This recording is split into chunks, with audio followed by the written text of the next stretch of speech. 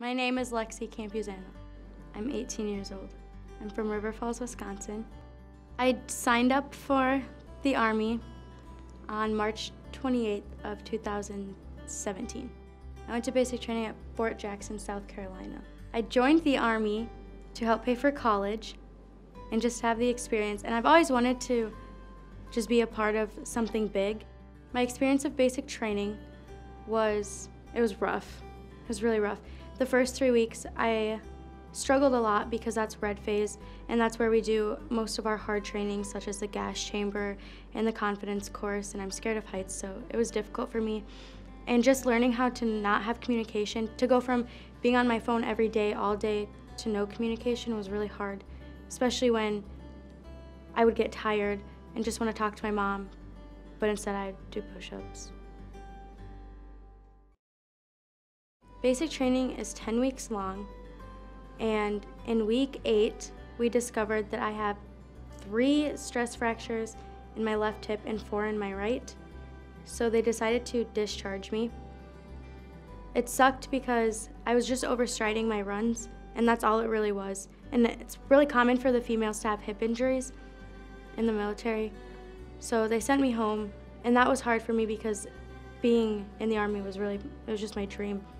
And then since I've been home, it's really affected me a lot. It hurts to stand, and it hurts to sit. It hurts to do everything. Everything hurts.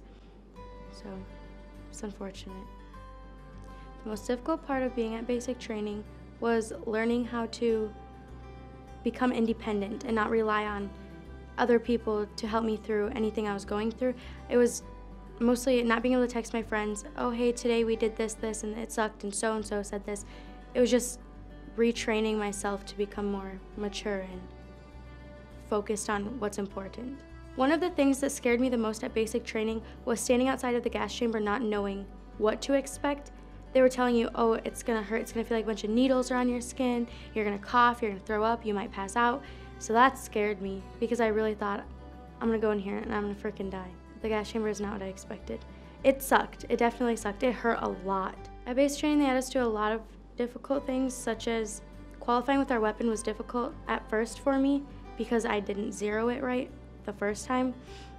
So that was challenging because although you only have to score a 23 out of 40 to qualify with your M4 or your M16, my drill sergeants wouldn't qualify you unless you got 30 or higher. So that was challenging. I ended up shooting expert though, so I guess it got easier once my weapon was better. The PT was hard. It was hard to wake up at 03:30 and go outside and already be sweating because it's so humid out. And then before you even get in formation, they're telling you to get in the front leaning rest and do push-ups, and it just sucked. Like, I'm not a morning person. I became a morning person, but I definitely wasn't when I got there. So getting there and readjusting from waking up at 2 in the afternoon to waking up at 3:30 in the morning, that was probably one of the hardest parts. My favorite part of basic training was, although I didn't graduate, it was graduation day and family day. On family day, they march out of the wood line and there's smoke bombs everywhere. So it's this huge formation just marching out of this smoke and hearing, their families being there and just screaming because they were so excited because they just went, 2.5 months without seeing their loved ones. It's amazing, and it was really cool to see people grow individually and just become their own instead of what they were when they got there. You never realize how immature people are until you go to basic training, and then you look at them from day 0 and how they acted, or even at reception, and then on graduation days.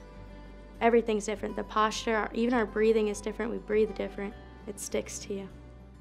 I spent a total of exactly 4 months at basic training, and you're only there for 2.5, so that was just the process of my paperwork getting done, getting my flight home, which the military paid for. I didn't have to pay for any of it. I didn't have to pay for any of my doctor visits. And then I came home finally. Before basic training, I was very immature. I loved drama. I lived off of the drama. I didn't care about anything other than myself. While I was gone, I realized how much I truly need my family and how I was too blind to see how much they were helping me and trying to guide me in the right direction, but I thought I had everything figured out. So being who I was, going through basic, to now, I would say I'm a lot more mature. I have a lot of patience now. I don't feel so angry, and I feel like I've really learned who I truly am versus who I am with other people. I feel like I've really adapted to the morals my parents wanted me to, have. So I think I just grew up. I just realized that life is so short. There were so many people there that, they tried to commit suicide at basic training. They didn't want to be there anymore. It's hard. They tear you down, but then they build you back up to become the next best soldier. So seeing people almost lose their life at basic training, it was kind of eye-opening of, wow, life should not be so miserable. So I just find ways to, stay happy and stay motivated and just kind of live without being so childish. Since I've been home, I've spent a large amount of my time with my friends. I'm barely ever home, which is weird because being at basic, I realized, wow, I really need my family, but I got home and it's like, I'll stick around, but I like to go off with my friends a lot. I think it's just knowing like, hey, I'm 18 now. Like the day after I got home, I went and got a tattoo. And then the next day I went and got my nose pierced. Like, I just want to live up my life and just not necessarily be crazy, but I like to live on the edge. Safely.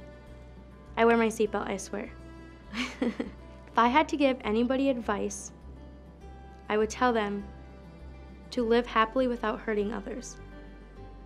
Do what makes you happy, but not if it'll hurt your family, your friends, or even really anybody, because you never know what other people are going through. And you should put yourself first. You definitely should put yourself first. But I would just really stay close with everybody in your life, because you never know when you're going to need them.